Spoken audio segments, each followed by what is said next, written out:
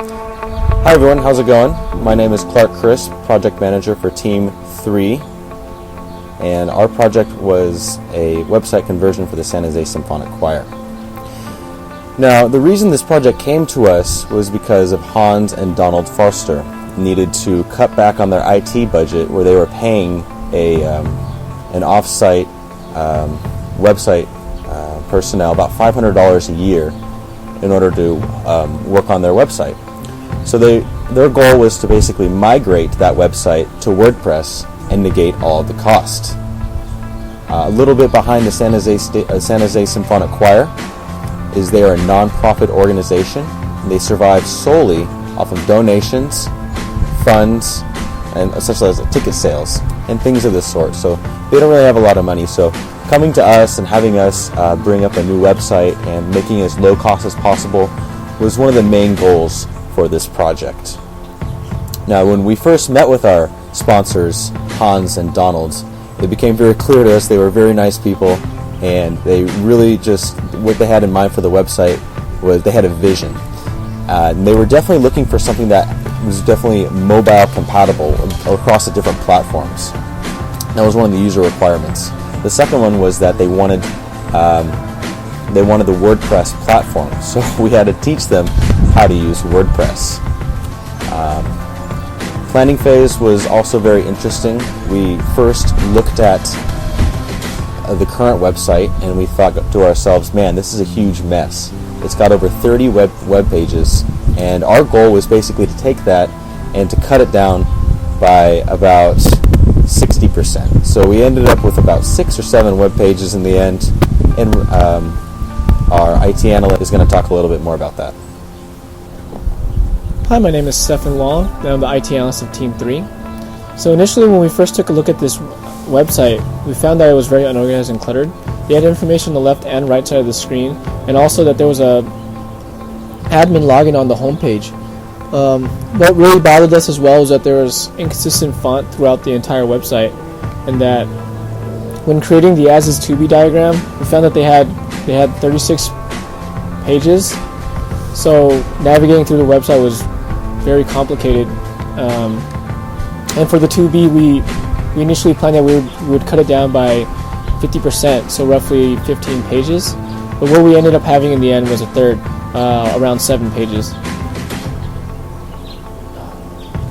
So for this project, we estimated that we would use roughly 165 hours to complete the whole conversion to WordPress. But what we found was that we ended up going over the time limit with around 178.5 hours. What we mainly focused on for this WordPress website was that we had OS compatibility, but also that it was going to be mobile. So now we're going to be passing on to Vin Tran to talk about the problems and challenges that we faced within this project. Hi, my name is Vin Tran, and I was the documentation specialist. Today I'll be talking about the challenges we had with the project. Number one, we didn't have a budget to work with, so any extra bells and whistles that the clients did want, we couldn't provide because it would cost us money, and in the end, because we had no budget, that made it impossible. The second thing was the sponsor server kept going down. Whenever we tried to pull information off the website or media, half the time the server would be down, so we couldn't do it. The third thing was time availability. Scheduling became difficult as the semester went by. We were meeting less and less in person and more online. And last but not least, we had to get the board's approval. If the board didn't approve, then our project would be a failure. And then we're gonna talk more about scope, and I'm gonna be passing on to Michael Kaiser. Hi, I'm Michael Kaiser, and I was our team's video editor. I want to tell you quickly about our scope. For our scope, the main thing our sponsors wanted to get with us is to have it mobile compatible and work on every single OS. Everyone has a different cell phone or a different computer, so they wanted everyone to be able to access the website. Second most important object was to convert to WordPress. As we said before, their current issues with their money, so WordPress was a free system they were able to host on their own server.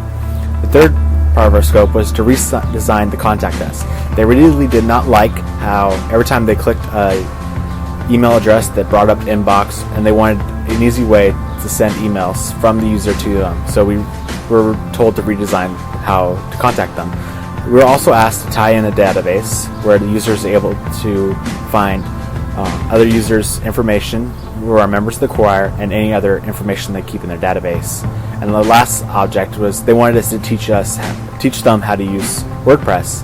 They have never used it before, and we learned a lot of things while working on the project, so they wanted us to teach them everything we learned. And now I want to lead to Clark Christ, who's going to tell you about the value of this project. So I'm going to talk a little bit more about the MOVs of the project.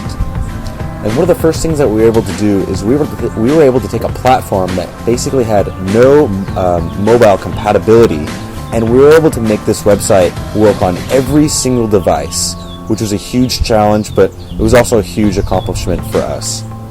And I remember going to one of the performances of the SJSC choir, and as I looked around, I noticed that everybody was on a different device, whether it be tablet or mobile.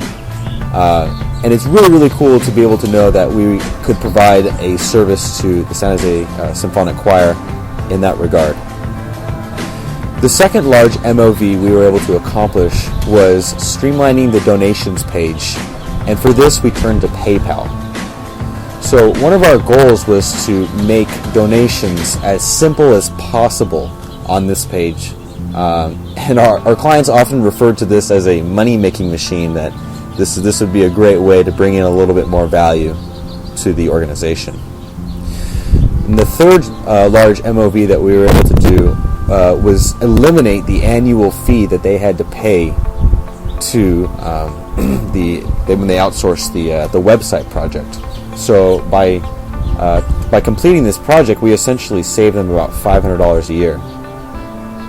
We're going to go ahead and we're going to wrap it up with lessons learned, all of us together. So being a part of a team, I think it's fair to say that we've all learned our fair share of lessons, especially putting the SDLC to life. After studying for so many years, it's been really cool to actually put all those phases into plan. So one of the greatest things that I've learned is about being in a team and being able to communicate effectively and being able to lead in order to basically pump out a project that has a value to a company or to an organization. So that to me has been really fun and a great learning experience. One of the lessons that I learned was to plan for unexpected events, or scope creep. We did this by using risk analysis with the status reports, and then that really helped us plan ahead so we could get our project done. I found that a well-made MPP that is very detailed is worth more than its weight printed out in gold. So MPP is definitely the way to go in these types of projects. This has been Team 3. Team Terran. Thank you for watching.